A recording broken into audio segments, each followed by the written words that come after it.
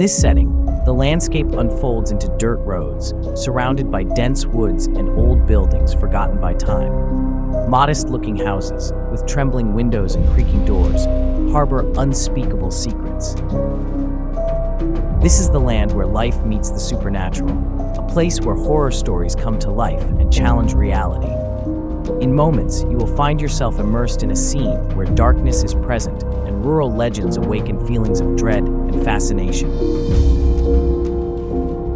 In the distance, rips in the fog and shadows that seem to dance in the moonlight announce that something is coming. The tension hangs in the air, inviting you to explore the stories that hide among the whispers of the fields and the murmurs of nocturnal animals.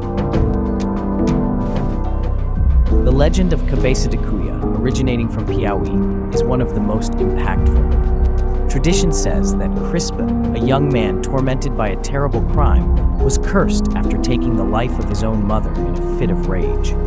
His punishment condemned him to wander the Parnaíba and Poti rivers with a disproportionate head that inspires horror in those who see him. On the dark banks of the rivers, under the moonlight, his wandering figure seems to seek something indispensable. 7 virgin girls, all named Maria, in a desperate attempt to break the curse that imprisons him forever. The story spreads through the villages, reverberating in every whisper and every oral legend told on nights of piercing silence. As the narrative of Cabeza de Cuya sets the stage for terror, the mysteries of the countryside deepen with the legend of Capolobo. This creature, with hybrid traits, has a humanoid body, with a head resembling that of an anteater and legs similar to those of a goat. It is said that Capolobo wanders through the darkness of the Amazonian woods, emerging from the shadows to attack hunters and domestic animals. Its steps are slow, but laden with an ancestral violence that echoes through the silence of the night, leaving a trail of fear and distrust. Often, victims report feeling the weight of their gazes even before their screams fade into the density of the forest.